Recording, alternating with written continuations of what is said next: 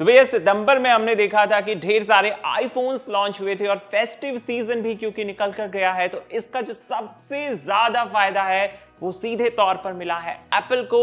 IPhone बनाने वाली Apple ने भारत में जबरदस्त कामयाबी हासिल की है। एप्पल के स्मार्टफोन जो है वो काफी पॉपुलर हुए हैं और भारत के स्मार्टफोन मार्केट में एप्पल पहली बार चौथे नंबर पर पहुंच गई है। आईफोन ने उसकी किस्मत के ताले को खोल दिया है और कंपनी कई वर्षों से पॉपुलर रहे ब्रांड्स जैसे रियलमी और शामी को पीछे छोड़ चुकी है। ये जानकारी सामने आई है इंटरनेशनल डेटा कॉर्पोरेशन यानी आईडीसी के आंकड़ों से। आईडीसी की जो तीसरी तिमाही है यानी जुलाई से सितंबर 2025 का जो डेटा है, उस रिपोर्ट में कई बड़ी बातें सामने आई हैं। बहुत सारे ब्रांड्स जो हैं उनके लिए अच्छी खबर है, बहुत सारे ब्रांड्स स्मार्टफोन ब्रांड्स उनके लिए बहुत अच्छी खबर नहीं है। तो क्या कुछ खास है आईडीसी की रिपोर्ट में, आज आपको बताएंगे। अगर आप स्मार्टफोन्स में दिलचस्पी रखते हैं तो ये वीडियो आपके लिए ही है। आप देख रहे हो NBT tech on the go.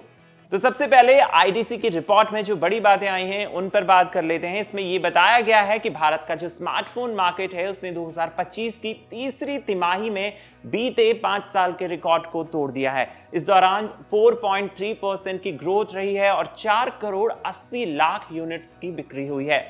Report कहती है कि भारत में ज्यादा डिमांड जो है वो प्रीमियम स्मार्टफोन्स की है, यानी कि लोगों के पास खर्च करने के लिए बहुत पैसे हैं। इस डिमांड में इस साल आए मॉडल और पिछले साल लॉन्च हुए प्रीमियम स्मार्टफोन्स शामिल है। यानी लास्ट ईयर के जो प्रीमियम मॉडल्स थे और इस साल के जो प्रीमियम स्मार्टफोन्स थे उन्हें लोगों ने काफी ज्यादा पसंद किया है।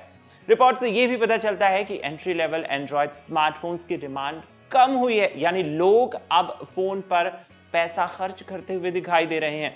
रिपोर्ट यह भी बताती है कि 2025 की तीसरी तिमाही में एप्पल ने भारत में अब तक की सबसे ज्यादा कामयाबी हासिल की है। कंपनी ने 50 लाख यूनिट्स बेची हैं और पहली बार वो चौथे नंबर पर पहुंची है। एप्पल की जो सेल है उसमें 25% की जबरदस्त बढ़ोतरी देखी गई है। आईडीसी की रिपोर्ट ये कंफर्म कर रही है कि एप्पल की सेल में जो है इजाफा हुआ है। लोगों ने आईफोन 17 सीरीज के साथ साथ जो है पुराने आईफोन्स यानी आईफोन 16 मॉडल्स को भी काफी पसंद किया है। अब सबसे ज्यादा बिकने वाला कौन सा मॉडल है वो बता देता हूं। आईडीसी की रिपोर्ट के अनुसार 2025 की तीसरी तिमाही में भारत में सबसे ज्यादा बिकने वाला स्मार्टफोन आईफोन 16 है, जिसने कुल मार्केट शिपमेंट का 5% हासिल किया। यानी जितने स्मार्टफोन्स की सेल हुई उनमें 5% आईफोन 16 थे और त्योहारी सीजन की वजह से ज्यादा लोगों ने आईफोन 16 को खरीदा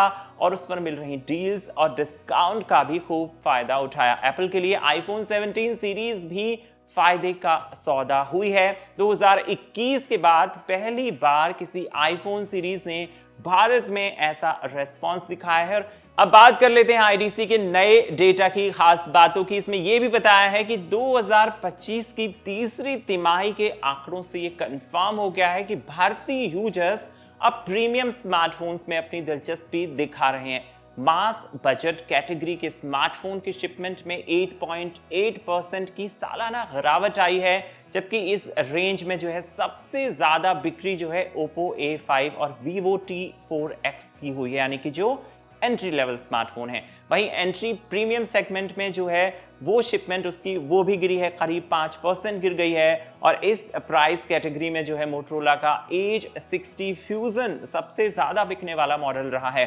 मिड प्रीमियम सेगमेंट यानी 35 से 50 हजार रुपए के सेगमेंट की बात करें तो वहां पर जो है 10% से ज्यादा की बढ़ोतरी हुई है और इस कैटेगरी में गैलेक्सी S24 जो है उसे सबसे ज्यादा खरीदा गया है। प्रीमियम कैटेगरी जो 50,000 से 71,000 रुपए के बीच होती है, उस रेंज में एप्पल का दबदबा है। इस सेगमेंट ने 43% की सालाना बढ़ोतरी देखी है और आईफोन 16, 15 और आईफोन 17 ने मिलकर 70% से ज्यादा फोन इस कैटेगरी में बेचे हैं। वहीं जो सुपर प्रीमियम कैटेगरी है वो 52% से ज्यादा उसने ग्रोथ दर्ज की है और इस कैटेगरी में भी एप्पल ने सैमसंग को पीछे छोड़ दिया है। IPhone 16, Galaxy S24 ultra, Galaxy Z Fold 7, iPhone 16 pro और गैलेक्सी S25 अल्ट्रा इस कैटेगरी के सबसे ज्यादा बिकने वाले स्मार्टफोन है, तो सबसे ज्यादा उपलब्धि या कामयाबी जो कह लें वो एप्पल को मिली है। उसके स्मार्टफोन्स, प्रीमियम स्मार्टफोन्स भारतीय यूजर्स काफी ज्यादा खरीद रहे हैं। अब बात कर लेते हैं टॉप ब्रांड्स की। आईडीसी की रिपोर्ट के अनुसार 2025 की तीसरी तिमाही में भारत का सबसे बड़ा स्मार्टफोन ब्रांड वीवो है, जिसका मार्केट शेयर 18% से ज्यादा है। उसके बाद ओप्पो है, जिसका मार्केट शेयर 13% से ज्यादा है। वहीं सैमसंग जो है उसका मार्केट शेयर 12.6% है।